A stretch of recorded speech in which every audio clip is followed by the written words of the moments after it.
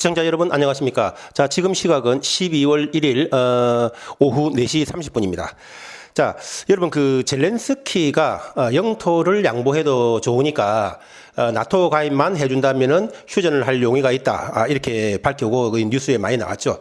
자, 여기에 대해서 나토 가입이라는 비록 전제 조건이 붙기는 했지만은 어떻든 간에 그 중요한 영토를 양보하면서 휴전 협상에 응할 용의가 있다. 이렇게 하니까 정말 이 젤렌스키가 휴전 테이블에 나올 의사가 있는 거구나. 이렇게 생각하시는 시청자님들도 많으실 것이라고 생각을 합니다. 그러나 결론적으로 말씀을 드리면은 젤렌스키의 그 말은 어떠한 것도 우리는 양보할 의사가 없다.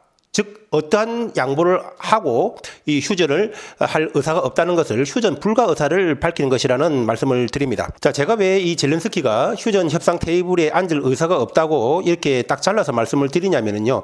먼저 이 전쟁이 발생한 이 배경부터 좀 살펴봐야 돼요. 이 전쟁의 배경은 여러분 다 아시는 대로 우크라이나가 나토를 가입하려고 하니까 그것이 결정적인 도화선이 돼서 러시아가 우크라이나를 침공을 했고, 또 한 가지 사유는 이 우리 잘 아는 그 돈바스 지역 있지 않습니까? 그 돈바스 지역에는 친러계 성향의 주민들이 많았는데 우크라이나 쪽에서 그 친러계 이 시민들을 우크라이나의 2등 시민 취급을 하니까 거기서 반발을 해가지고 우크라이나 정부군하고 그동안 쭉 오랫동안 교전을 하고 있었던 거죠. 자, 그것이 러시아가 푸틴이 그 친러계 시민들을 보호한다는 명분, 이 두 가지가 이번 전쟁의 핵심인데, 자, 그러면 이 나토 가입, 우크라이나가 가입하는 것을 이 러시아가 왜 그렇게 반대를 할까 하는 점에 대해서 그간에 이 언론에 이 알려지지 않았던, 누구도 이런 부분에 대해서 이 분석드리지 않았던 것이 핵심적인 이것 때문에 푸틴은 절대 이 우크라이나가 나토 가입하는 것을 허용할 수 없다는 그러한 말씀을 드리도록 하겠습니다. 자, 먼저 이 정치학자들이나 이 군사평론가들이 그동안 언론을 통해서 밝혀왔던 이 푸틴이 우크라이나가 나토 가입 반대하는 이유는 한마디로 말하면 이 나토의 동진에 있는 거 아니겠습니까? 자, 나토가 구소련 체제가 붕괴하고 나서, 즉 나토에 대항하는 그 이 군사 동맹 기구는 러시아 쪽에서는, 구소련 쪽에서는 바르샤바 조약 기구가 있었지 않습니까? 자, 근데 구소련이 붕괴하면서 바르샤바 조약 기구 동맹, 군사 동맹, 그쪽 동맹은 없어졌는데,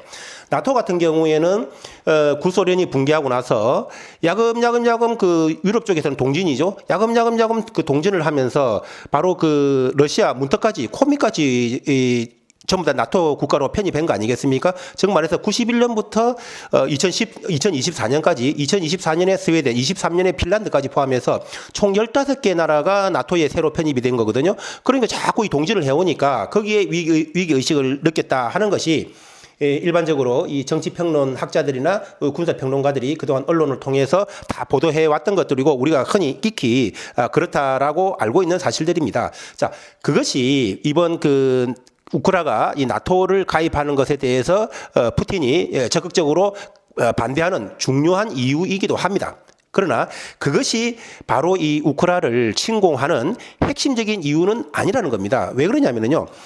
단순히 나토 가입하는 것이 정말 그렇게 큰 문제여서 그것이 주요한 이유로 만약에 푸틴이 전쟁을 일으켰다면은, 그러면 23년도에 핀란드가 가입할 때는 왜 가만히 있고 24년도에 스웨덴이 가입할 때는 왜 가만히 있었냐는 얘기죠.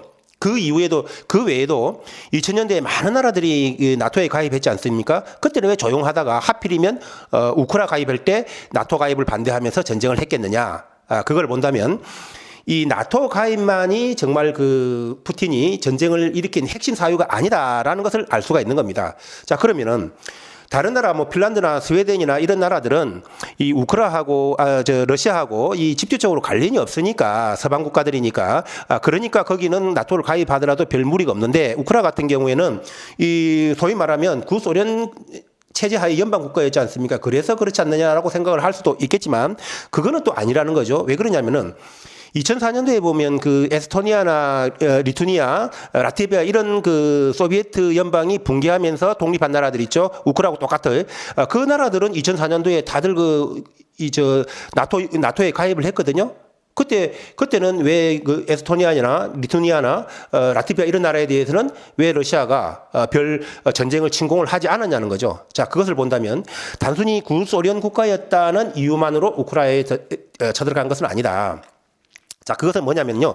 자, 이것은 여지껏 언론에서 보도하지 않았던 정말 푸틴이 우크라이나가 나토를 가입하면은 안 되는, 절대 안 되는, 정말 그 3차 대전도 불사한다고 했지 않습니까? 그만큼 이 강한 경고를 할 정도로 푸틴이 절대 우크라이나만큼은 나토에 넘겨줄 수 없다 하는 이유, 그것은 뭐냐면요. 바로 우크라이나가 이 독립을 할 때에 세계 3대 핵 강국이었다는 사실입니다. 그건 우리가 다 잘 알고 있는 사실 아니겠습니까? 군사력도 5위였었죠. 그 당시에는. 자, 그렇게 막강한 군사력을 가지고 있었던 겁니다. 왜냐하면 그 당연한 거 아니겠습니까? 우크라이나 같은 경우에는 바로 나토 턱 밑에 있는 거죠. 그러다 보니까 러시아 입장에서는 전진 배치를 한 거죠. 군사력이나 이 모든 어떤 그 핵이라든지 이런 것들을 우크라이나 쪽에다 완전히 나토 턱 밑에다 전진 배치해놨기 때문에 이 우크라이나가 그만큼 이 핵이라든지 군사력이 강했던 겁니다. 바로 핵이 3대 보유 국가였었죠. 자, 그런데 그걸 갖다가 이제 우크라이나가 결국은 다 이제 소련으로 구소련으로 넘겨줬지 않습니까? 자, 그런데 그것이 왜 이 우크라이나가 이 나토를 가입하면 안 되는 거냐면요.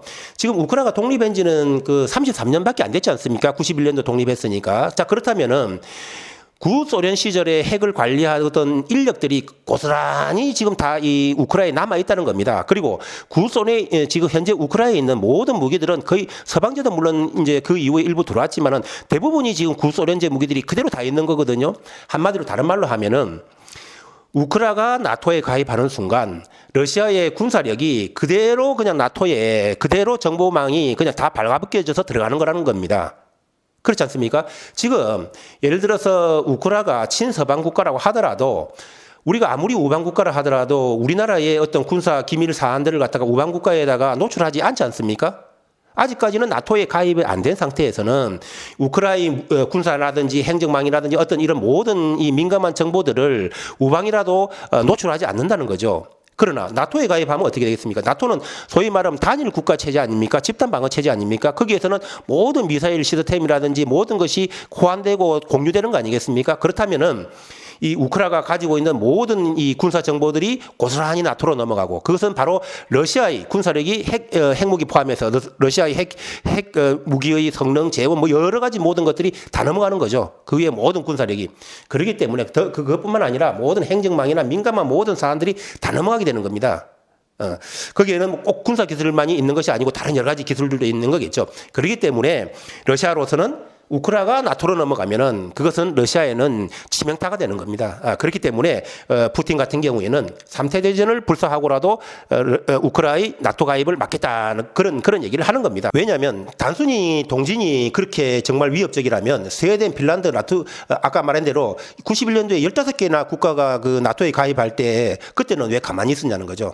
자, 그렇기 때문에 그 단순히 동진만이 그것도 중요한 문제는 하나지만은 그러나 단순히 동진만이 문제가 아니고 바로 이러한 군사적인 이런 측면이 굉장히 강하게 자리 잡고 있다. 그렇기 때문에 푸틴으로서는 절대 우크라이나를 나토로 넘겨줄 수는 없는 것이다. 자, 그렇기 때문에 젤렌스키가 나토를 가입을 조건으로 해서 영토를 양보해서 휴전을 하겠다. 이것은 푸틴으로서는 절대 성립될 수 없는 거죠. 그렇기 때문에 아까 제가 모두에 말씀드린 대로 젤렌스키 입장은 그걸 잘 알고 있기 때문에 바로 젤렌스키는 절대 휴전 테이블에 앉을 의사가 없다. 이렇게 말씀을 드리는 거고요. 그러면 이런 생각을 하시는 시청자 여러분도 계실 겁니다. 자, 그러면 일국의 지도자로서 이 영토를 내주고 이 휴전 협상을 하겠다고 하는데 그건 어떻게 된 거냐? 영토는 얼마나 중요한 거냐? 그걸 내주고 협상을 하겠다는 말은 나머지 그 처음에 의사를 밝힌 거는 나중에 되면은 처음에 10을 양보한다고 말을 했다면 나중에 실제 사인할 때는 20이 되고 30이 될 수 있는 거 아니냐? 그러면 젤렌스키가 정말 이 뭔가 휴전 그 테이블에 앉을 의사가 있는 것이 아닐까? 앞으로 점점 더 많은 것을 내주지 않을까? 이런 생각을 하실 수도 있는데요. 그거는 절대 아니라는 겁니다. 왜 제가 이 젤렌스키가 어떠한 것도 양보할 의사가 없다고 말씀을 드리냐면요. 이 영토 양보는 이거는 이미 영토 양보가 아닌 거예요. 사실은 현실적으로 냉정하게 본다면 러시아의 땅인 겁니다. 왜냐하면 아까도 말씀드린 대로 이 돈바스라든지 이런 지역은 이미 러시아가 침공하기 전에도 우크라이나 정부군하고 사이에 교전을 하고 있던 자기들로 봐서는 사실 자치 국가라고 생각을 하고 있던 상황이었거든요. 그걸 갖다가 이번에 러시아가 탈환을 하면서 주민투표를 실시했지 않습니까? 여러분 잘 아시는 대로. 그래가지고 압도적인 찬성표를 얻어가지고 거기는 이미 러시아 연방으로 편입이 됐어요. 그래갖고 러시아에서는 시민권까지 다 발급하고 우리로 말하면 주민등록증까지 다 발급했는데 그 땅은 이미 러시아 땅이라는 겁니다. 그렇기 때문에 그것은 젤렌스키를 보면은 영토를 양보하는 것이 아니다. 그렇기 때문에 핵심은 나토 가입이고 그것은 푸틴이 아까 말씀드린 이유로 절대 허용할 수가 없기 때문에 젤렌스키가 휴전 테이블에 앉을 의사가 1도 없다는 그런 말씀을 드리는 것입니다. 자, 그런데 또 젤렌스키 같은 경우에도요. 제가 지난 방송에도 계속 말씀드렸지만은 휴전을 할 수는 없는 겁니다. 왜 그러냐면은 지금 휴전을 해버리면 계속 말씀드린 대로 그건 모래성이라는 거죠. 크림반도를 2014년도에 러시아가 침공을 하고 그 8년 뒤에는 또 지금 우크라이나를 침공하고 그런데 지금 또 휴전을 해놓으면 다음에 또 침공할 거라는 거죠. 그렇기 때문에 지금 휴전을 해도 안전보장책이 안 된다는 겁니다. 그렇기 때문에 우크라이나로서는 나토 가입이라는 확실한 카드가 없는 한 휴전을 할 수가 없다. 그렇기 때문에 우크라이나의 휴전은 불가능하다 이렇게 말씀을 드리는 겁니다. 자, 그렇다면은 나토 가입 안 하고 지금 이 미국 트럼프가 주장하는 대로 이 평화유지군을 파견하면 어떻게 되느냐. 그거는 또 그거 역시 절대 안 된다. 왜 그러냐면은 그 푸틴이 벌써 말을 했지 않습니까? 한국식으로 이렇게 막 그 휴전 협상하는 거 소위 말하는 평화유지군이 파견되는 거는 절대 안 된다고 했는데 그것은 뭐냐면 바로 나토군이 러시아의 국경선 밑으로 들어오는 거 아니겠습니까? 들어오는 거기 때문에 그것은 안 되는 것뿐만 아니라 나토군이 들어오면 그 바로 턱 밑에다가 미사일 배치해 놓고 있으면 어떻게 할 거예요? 그렇기 때문에 절대 받아줄 수 없는 데다가 특히 푸틴으로서도 그건 실리적으로 안 되는 거죠. 왜냐하면은 지금 아까 말한 대로 그 영토는 어차피 러시아 영토라고 생각을 하고 있는데 그렇다면은 이 상황에서 휴전 협상을 하면 그 영토 조금 얻은 거 이미 자기들 영토고 러시아로서는 영토가 필요 없는 거예요. 이 엄청난 땅덩어리를 가지고 있는 러시아가 그 조금 영토 그 얻어봐야 무슨 의미가 있겠다고 이 전쟁에서 뭐 벌써 70만 100만 계산의 희생자를 하고 전비가 얼마나 사용했는데 아무것도 소득도 없이 휴전을 할 수는 없는 거 아니겠습니까? 더군다나 부작용으로 나토군만 자기들 턱 밑에 불러들였으니 그 나토군을 들어오는 거는 절대 이런 상황의 조건 협상은 성립될 수도 없고 더 정말 푸틴이 이 조건에서는 협상을 할 수가 없는 이유가 뭐냐면요. 정말 핵심적인 이유는 이것은 바로 이 속임수라는 겁니다. 무슨 말씀이냐면요.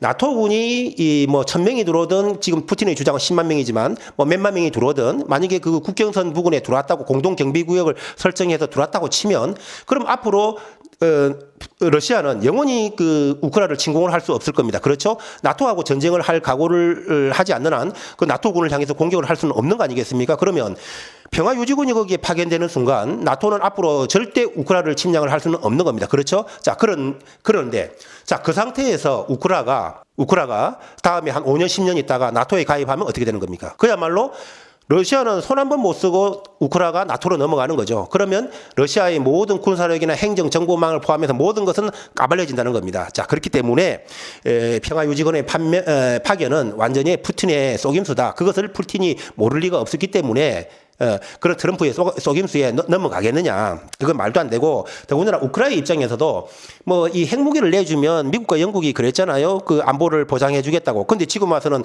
무슨 안보 보장이 있느냐. 오히려 다 내놓고 그 발가벗고 휴전해라. 이렇게 강요하고 있는 거 아니겠어요? 그러면 과연 이 젤렌스키가 우크라이나 국민들도 서방 세계를 믿고 휴전의 협상에 응하겠느냐. 확실하게 나토 가입을 보장 안 해주면 안 할 것이다. 거기다가 도대체가 푸틴은 10만 명이라 주장을 하지만 5만 명이든 뭐 몇만 명이든 거기 보낼 서방의 군대가 어디 있느냐. 미국은 군대 파견 안 한다 그랬죠. 또 미국 군대 들어오면 러시아가 또 까무라칠 거고. 자, 서방 군대가 어디 있느냐. 그런 군대가 더더욱이나 그 비용은 누가 될 것이냐. 나토 그 비용으로 될 것이냐. 결국은 미국이 말하는 거는 전비 더 이상 안 되겠다는 거 아니에요? 근데 그 평화유지군이 한 해, 두 해 있을 것도 아니고 연구주둔해야 되는데 그 비용은 나토에서 다 내야 되는데 그게 되겠느냐. 그게 결국은 안 되는 것이다. 자, 그렇게 본다면, 이 젤렌스키의 이번 나토 가입 조건을 해서 영토 포기하고 가입한다. 이것은 휴전 협상을 하겠다는 것이 아니라 전혀 할 의사가 없다는 것을 말씀드리고요. 자, 그렇다면 이제 한일 단주로 다시 돌아와서 이 무기 공급에 대해서 뭐 난색을 표현하니 이런 말들을 하지 않습니까? 그것은 전혀 말도 대도 안 하는 얘기고 이 뭐 천궁이니 뭐니 하는 이런 것들도 다 지금까지 실제 공식적으로 나온 무기 리스트 아직까지 공개되지 않은 겁니다. 다들 뭐 어떤 일부 지엽적으로 막 추측성 그런 보도들이 대부분이라고 봐야 되고 이 중요한 거는 뭐냐 하면은 대통령의 말이에요. 양국이 실효적인 방안을 강구하도록 지시를 했다 이 말이잖아요. 그 실효적인 방안이 뭐냐면 실질적으로 효과가 있는 방안을 찾으라고 했다는 거잖아요. 그러면 실무적으로 실효적인 방안이 마련되어 있지 않은데 대통령이 실효적인 방안을 찾아라 이렇게 말을 할 리는 없는 거거든요. 그 실효적인 방안은 미리 찾아놨기 때문에 실효적인 방안을 양국이 찾아라고 대통령이 말을 한 거다는 거죠. 다 만들어 놓은 거 도장만 찍어준 거다. 그게 뭐냐면 실효적인 방안이 뭐냐면 바로 수출이라는 묘수다. 그 수출이라는 묘수에 대해서 제가 지난 방송에서 이 상강무역 형태로 할 것이라는 말씀을 드렸는데 그 상강무역도 가능한 거지만 조금 더 이 가능성 높은 거는 바로 폴란드로 우리가 직수출을 하는 거다. 지금 우리가 폴란드에 많은 무기를 공급하고 있지 않습니까? 자, 그렇다면은 폴란드에다가 계속 우리가 추가적으로 더 많은 무기를 공급하고 추가 계약을 통해서 공급을 하고 폴란드는 자기들이 받은 무기를 우크라이나로 밀어보내는 겁니다. 폴란드 같은 경우는 지금 있는 거 없는 거 다 끌어다 지금 우크라이나 지원하고 있지 않습니까? 자, 그렇다면은 우크라이나가 자기 돈으로 사는 무기에 대해서 폴란드를 통해서 받고, 자, 우리는 폴란드로 계속 공급하고, 자, 폴란드가 무기 주는데 러시아가 뭐라 할 거냐? 그렇기 때문에 자, 그런 시스템을 간다면 상강무역을 하든 폴란드를 통해서 공급을 하든 그렇게 된다면 정말 다양한 무기가 공급될 수 있을 것이다. 박격포탄을 포함해서 뭐 우리나라 자주포든 뭐든 다 공급할 수 있을 것이다. 다양한 무기가 공급할 수 있을 거기 때문에 자, 그러한 것을 좀 봐야 된다. 그다음에 또 이제 이런 말을 하는 사람들이 많은데 뭐 그 트럼프가 이렇게 그 특사로 임명한 사람이 자, 우크라이나에 대한 무기 공급을 끊어가지고 휴전 협상을 유도해야 된다 그랬는데 그 우크라이나에 대한 무기 공급을 끊는 거는 우리 서방이 끊으라는 얘기가 아니고 자기들이 끊는다는 얘기죠. 그래서 우리 무기하고는 관계가 없다. 공급하는 거에서는. 자, 그런 말씀을 드리고 자, 이 우리 무기 공급에 대해서 전쟁을 한반도로 끌어들일 거냐는 말을 하는 사람들이 많죠. 자, 여기에 대해서 제가 좀 한마디 하고 싶은데요. 자, 이것은 뭐냐면은 이런 말을 하는 사람들은 우리 대한민국의 국격을 스스로 깎아먹는 사람들이나 다름없다. 그것은 문재인 씨가 지난 정부에서 이런 말을 했었죠. 자, 중국을 향해서 중국은 큰 봉우리고 우리는 중국 옆에 있는 작은 봉우리다 이런 말을 했는데 일국의 대통령으로서 이 나가가지고 남의 나라를 보고 큰 봉우리고 우리는 작은 봉우리다. 이런 말을 하는 게 이런 사람이 도대체 정말 이게 어이없는 사람 아닙니까? 정말 너무 어이가 없죠. 자, 그다음에 또 박원순 씨도 이런 말을 했죠. 파리가 말 엉덩이에 붙어서 천리를 가듯 우리도 중국에 딱 붙어서 가야 된다. 참 지도자라는 사람들이 비유를 해도 대한민국의 국격을 이렇게 추락시키냐. 자, 그거하고 똑같다. 우리가 무기를 공급하면 전쟁을 우리를 한반도로 끌어들일 것이냐. 이런 얘기를 하는 사람 이런 똑같다. 왜냐면요. 자, 그렇다면은 지금 그 우크라이나를 돕는 국가는 세계 60개국 정도가 되지 않습니까? 자, 그 중에서 무기를 공급하는 국가는요. 그 영국, 프랑스, 독일을 포함해서 뭐 체코, 폴란드, 뭐 루마니아 이런 나라들 대만, 심지어 대만도 박격포탄을 공급했거든요. 자, 이런 수많은 나라들이 무기를 공급하고 있는데 그러면 그런 나라들은 다 전쟁을 할 것이냐, 러시아가. 그렇지 않지 않습니까? 자, 그렇다면 뭐냐면은 예를 들어서 우리가 어디 뭐 약소국이고 어디 뭐 예를 들어서 이디오피아 같은 이런 조그마한 힘없는 나라 같으면은 러시아가 뭐 한 방 짓밟을 수도 있지만 우리가 이미 떳떳하게 지금 대한민국의 그 10대 세계에서 10대 강국으로 성장했고 군사력은 지금 뭐 5위니 4위니 하는 이런 입장 아니겠습니까? 이렇게 당당하게 성장한 국가에서 영국, 폴란드 루마니아 뭐 독일 전 지금 서방국들이 다 무기 공급하고 있는데 우리가 러시아 그 말 한마디에 무서워서 깨갱한다면 우리 국격을 스스로 너무 낮춰먹는 것이다. 그것은 그런 말을 하는 사람들은요. 정말 이러한 것을 모르고 있는 정말 이 무식하거나 이 지적 능력이 없는 사람이거나 아니면 알면서도 국민들을 선동하는 그러한 사람들이다. 자, 그런 말씀을 드리면서 자, 이 한일 단조 우리가 이 다양한 무기를 공급할 수밖에 없다는 특히 우크라이나 특사들을 전쟁하는 국가에 대해서 그 여태까지 계속 그 특사단을 바로 들어오라 하지 않았다가 이 초청을 해가지고 빈손으로 돌려보낸다는 건 그 욕먹을 짓이죠. 자, 그건 상식적으로도 없는 일이기 때문에 우리 무기는 공급할 수밖에 없고 아까 말한 대로 삼각무역이나 폴란드를 통해서 이 다양한 이 공격용 무기들도 들어갈 수밖에 없다. 그리고 우크라이나 휴전은 될 수 없는 트럼프의 어떤 그 쇼였다. 그런 말씀을 드리면서 자, 이런 그 한일 단조 일희일비하지 마시고요. 하루 이틀 주가에 왔다 갔다 이렇게 하지 마시고 이런 종목에서 큰 대박이 나온다는 이 확신과 믿음을 가지시고 한일 단조에서 큰 수익 얻으시기 바랍니다. 감사합니다.